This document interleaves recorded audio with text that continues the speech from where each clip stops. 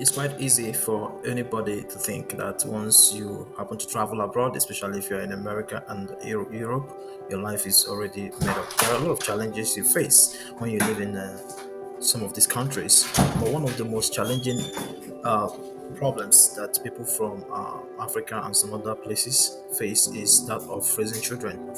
Um, Parenting is already a journey filled with ups and downs, but doing so abroad adds layers of complexity. I actually want to shed light on the realities and difficulties of training kids abroad. Trying to look at it from experiences of parents who have done that and how much tough it was raising kids abroad. One of it is cultural adjustment. One of the foremost challenges you face is navigating the cultural differences between, for example, Nigeria and the United States. From social norms to educational systems, there is a vast contrast that children need to adapt to. As parents, you often find yourself bridging these gaps, explaining traditions, values, practices that may differ from those back home. It's not easy. And what about identity formation? You look at it, children growing abroad often grapple with their sense of identity. They are exposed to diverse cultures and struggles to reconcile the Nigerian heritage and the American way of life.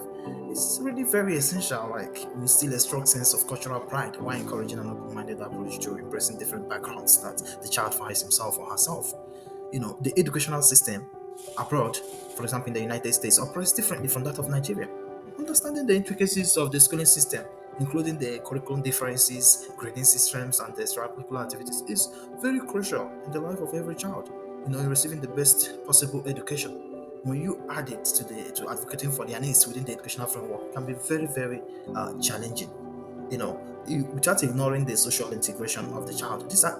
I'm trying to enumerate some of these tough difficult situations that parents find themselves, especially when they are abroad. You need to build a kind of social connection and a sense of belonging, for between the children that are abroad and that of people back home. However, they may face hurdles in forming friendships due to cultural or language barriers. Encouraging participation in community events, clubs, and sports can help with a sense of belonging. But sometimes you do not forget the effects of racism because you have a black child and the one child who are becoming to the same place. It's not easy for them to integrate seamlessly in that way. So parenting abroad can sometimes feel isolating, especially without the support network of extended family members. For people who are first families coming abroad, it's tougher. Yes, establishing connection with other Nigerians or American families can provide a sense of you wouldn't even understand what you're passing through. And the platform for sharing this experience, sometimes you also face a risk because you don't want your child to mix up with the wrong people. How about navigating work? You have to do that your job, 9 to 5, or depending, some people work 12 hours, some work overnight. So how do you navigate this and try to cover up for them because your children have to go to school when they are not in school, you are at work, and you are navigating these things are just very, very tough. But for people back home, it's easy for you to find a cover for your child. If your child is going to school, it's very easy. You can even have somebody, family member, who is going to cover up and take care of your child while you are not there. There are other extended family members who may be there to help.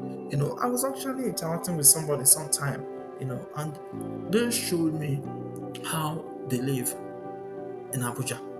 And you find in that high-borough places in Abuja, when they live there, they have a system that works very well for them. They live in mansion, many of them. But many people who live abroad do not have that luxury. They do. If you see, sometimes you see where people who get these millions and send home, where they live, you marvel. And then they have a lot of challenging things to deal with. Every morning they wake up, they have to think of how to take care of the kids, how to make sure they are safe, how to go to work, how to even make the money, and all of that. So life abroad and life back home. Yes, you may say that people abroad they get the money, but how do they navigate through the difficult challenges of training up a child and bringing up a family and still bond with their kids? It's a very tough thing. So before you make that move, if you already have family in Nigeria or elsewhere and you're planning to make that journey to Europe or America, you have to think twice. If you have a better life already, a life that is already organized in the country, believe me, that transition it might not be difficult. It might not be so easy.